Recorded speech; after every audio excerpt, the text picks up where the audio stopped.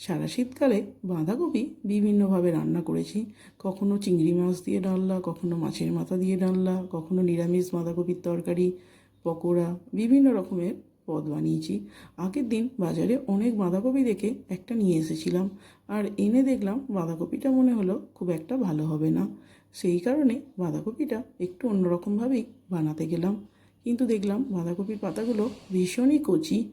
তো দেখো, আজ তোমাদের সাথে সেই রেসিপিটা শেয়ার করছি। প্রথমেই বাঁধাকপির পাতাগুলোকে এইভাবে ছাড়িয়ে নিলাম। এবার এই যে ওপর থেকে এই মোটা শীটটা বাদ দিয়ে দিলাম। কড়াই জল গরম বসিয়েছি, তাতে দিলাম অল্প একটু নুন। এবার বাঁধাকপির পাতাগুলো দিয়ে 2 মিনিট সিদ্ধ করে নেব। 2 মিনিট পর গ্যাস অফ করে ঢাকনা চাপা দিয়ে রেখে দিলাম। মিক্সির বাটিতে নিলাম 2 চামচ সাদা তিল, 1.5 চামচ পোস্ত, 2 চামচ সাদা সর্ষে, 1 চামচ কালো সর্ষে। এটাকে আগে একটু শুকনো গুঁড়ো করে নেব। এবার এর মধ্যে দিয়ে দেব অল্প একটু নুন, 2টো কাঁচা লঙ্কা আর কিছুটা নারকেল কুচি। একটু জল দিয়ে একটা মিহি পেস্ট বানিয়ে নেব।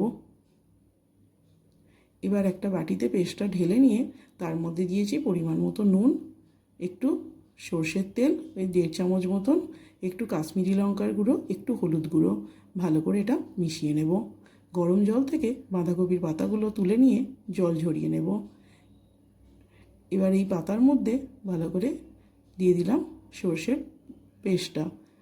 এইভাবে মুড়ে নেব। সবগুলো আগে মুড়ে রেডি করে নেব। একটা গ্যাসে প্যান বসিয়ে তাতে কিছুটা সর্ষের তেল গরম করতে দিয়েছি। পাতাগুলো উল্টো দিক করে দিয়ে এক এক করে দিয়ে দেব। একদম লো আঁচে বেশ কিছুক্ষণ সময় নিয়ে উল্টে পাল্টে এগুলোকে লাল করে ভেজে নেব। ব্যাস তৈরি হয়ে গেল একটা সুন্দর পদ। তো গরম গরম ভাতের সাথে দুপুরবেলা পরিবেশন করেছিলাম। সবাইয়ের তো দারুণ লেগেছিল। রেসিপিটা তোমাদের কেমন লাগলো অবশ্যই কমেন্টসে জানিও। ভালো লাগলে একটা লাইক করো, আর বাড়িতে বানিয়ে জানিও কিন্তু খেতে কেমন হয়েছিল। সত্যি বলছি, এই সিজন চেঞ্জে এই বাঁধাকপির পদটা আমার দারুণ লেগেছে।